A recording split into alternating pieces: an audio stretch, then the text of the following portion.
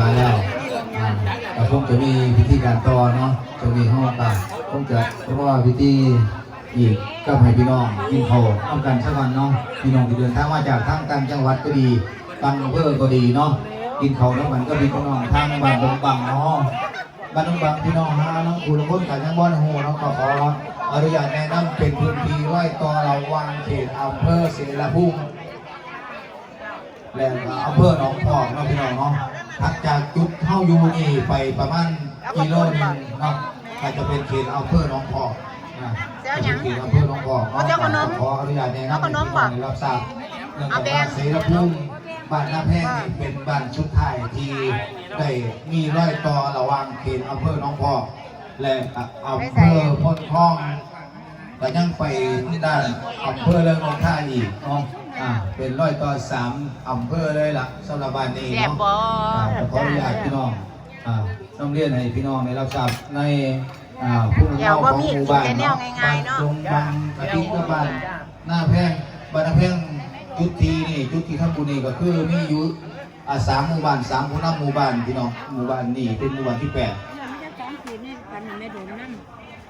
ยายโกงได้กินยังล่ะถ้าเป็นหมู่บ้านที่8สำหรับบ้านนาแพงก็จะมี3 หมู่บ้านจะมีหมู่6แล้วก็หมู่7 หมู่8จุดที่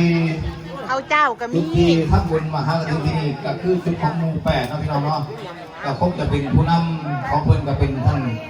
กำนันเนาะกำนันที่ประจำพื้นที่กำนันสมเด็จชัยดำเป็นกำนันผู้ที่อยู่ในพื้นที่ของตำบลและของหมู่บ้านครับอีกประการหนึ่งต้องขอบคุณสำหรับพี่น้องเนาะที่เดินทางมาร่วมงานบุญสำหรับเขตพื้นที่ทั้งอำเภอเสรภูมิทั้งบ้านน้ำแพงเนี่ยจะมีกฎกติกาอยู่ครับพี่น้องเนาะก็คือเป็นกฎกติกาของหมู่บ้านเนาะมีงานศพงานเสาปลอดเราปลอดการพนันงานบุญก็คือกันปลอดเราปลอดการพนันเนาะฉะนั้นก็ต้องขอบคุณพี่น้องที่ยังรักษากฎหมู่บ้านน้ำบ่ให้มีเหล้ามียาทำนี่ก็ให้เสี่ยงเอาเนาะเสี่ยงเอาแต่ต้องขอบคุณนะพี่น้องที่รักษากฎซอยกันเป็นรัฐธรรมนูญหมู่บ้านเนาะ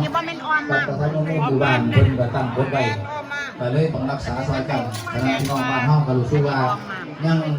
รักษากฎและกติกาของหมู่บ้านได้ดีพอสมควรเนาะก็ถือว่าบ่มีละมีก็ถือว่าส่วนน้อยปกติแล้วทั้งอื่นก็สิมีงานบุญสิมีเราเป็นตั้งโต๊ะแต่ว่าทั้งเฮานี่บ่มีพี่น้องเด้อแต่ประเทศไทยสำหรับพี่น้องหลายๆที่บ่มีคือตั้งโต๊ะแต่ว่าคันพี่น้องมีความประสงค์ก็สามารถดีได้เนาะเปลี่ยนจากขวดเล็กเป็นขวดพลาสติกได้แต่ว่าอย่าให้ประเจิดเกินไปเนาะเพราะว่ากฎกติกาของหมู่บ้านเฮามีก็ต้องขอบคุณมาณโอกาสในนำโดยการนำของท่านกำนันสมเด็จชัยดำขอบคุณพี่น้องหลาย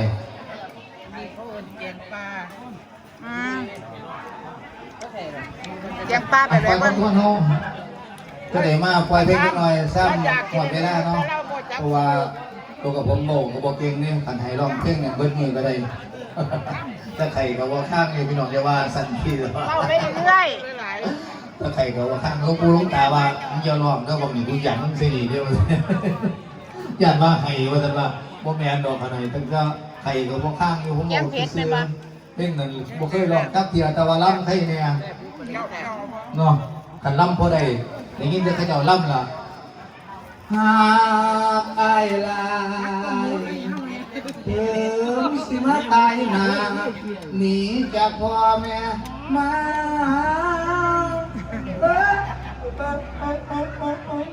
หอบเอาตามาน้ำโอ้ยเสียงมันตอนซ่อนเนี่ยขนาดพ่อจะกินอย่างนี้แม่ขัดกินเนี่ยโอ้ยร้องมึงเสียวว่ะ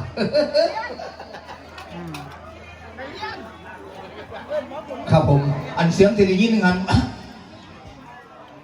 เสียงที่ได้ยินหันผมเป็นเสียงดีย้อนผมเนาะเสียงดีย้อนไม่ราคา10,000กว่านี่ล่ะเนาะของหลวงพี่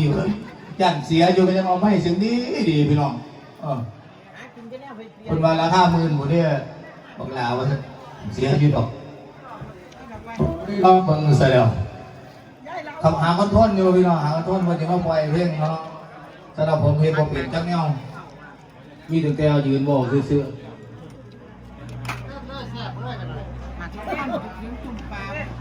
ต้องกินหยังก็ดำๆเลี้ยวบ้างพอไก่อิ่ม ๆครับกับพี่น้องบางคนก็ถามว่าอันกองเงาที่เดินทางมาจากทั้งอัสมาทั้งหอดไปก็ได้รับการประสานงานมาเรื่อยๆพี่น้องครับอันนี้กำลังเขาเสียระพูแล้วเนาะก็ต้องการคือบ่ายโมงเฮากับสิริเริ่มแห่องค์พระมหากฐินรอบหมู่บ้านเนาะหรือรอบหมู่บ้านของเฮาทั้ง3หมู่หลังจากหันเฮาก็คงจะเอาพิธีทางศาสนาแล้วก็มาเสพซองฉลองอันในองค์มหากฐินสำหรับมือแรกนี่สำหรับหลวงพี่ว่ากันผู้ใดหนีจากกันมือแรกนี่เจอว่าทุลาย่างหน่อยๆก็ต้องตีซีจะค่อยไปอาบน้ำอาบตากลับมาแล้วมาร่วมทอดกฐินน้ำกันอีกเพื่อนว่าผู้ใดหนีก่อนผู้นั้นต้นผู้ใส่กับต้นผู้ยิ่งกับต้นเพื่อนว่าหลวงพี่คนไทยคำสัญญาแล้วคนยืนยันก็ผมแล้วเด้อสำหรับบรรดานักร้องมือแรงบ่ว่าสิเป็นรุ่นใดก็แล้วแต่รุ่นไล่ข้ามรุ่นเดาะรุ่นใดก็แล้วแต่หลวงพี่ว่าเพิ่นแตกเงินมา3 บาทเด้อเพิ่นแตกเงินมาแล้ว3 บาท 3 บาทใหญ่ค่ะ เพิ่นสิแจก3 บาทนั่นล่ะ จ้า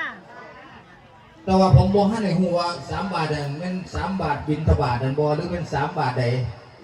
แต่ว่าเพิ่นว่า3 บาทนั่นล่ะเพิ่นสิเป็นรางวัลสำหรับมื้อแรงเนาะผู้ที่มาเสพซองฉลองงานในจำนวนเงิน3 บาทถ้าเป็นบาทที่พระพุทธเจ้าเพิ่นบิณฑบาตนั่น3 บาทนั่นก็สิได้หลายพอสมควรอยู่เนาะแต่ว่าถ้าเป็นบาทของรัฐบาลนั่นก็สิย่างหน่อยๆก็ต้อง12 สลึงล่ะเนาะก็ได้รับการประสานงานเป็นสั้นเนาะตั้งแต่หมู่บ้านนักร้องประจำทีมงานของทั้งด้านมาแต่น้ำเพลงเสียงของท่านหลวงพี่นั่นก็สิประมาณ20อยู่บ้านสิประมาณ10รวมแล้วก็สิประมาณ30เนาะถ้าร้องผู้ละเพลงก็สิ30 นาที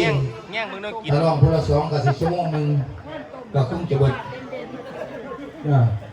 ไอ้เบิ้งคนเดียวกินน้ำเด็ก พอแนวเสร็จ2ร้องนั้นทั้งเดียวนี้มีเหตุการณ์ที่ปกติกับบ้านกับเมืองคนก็เลยงดไปก็คงจะมีแต่ร้องเพลงกับรถแห่รถแห่หรือกองเหย้านี่แหละบ้านนั้นเน่าเหรอเป็นกองเหย้าเนาะ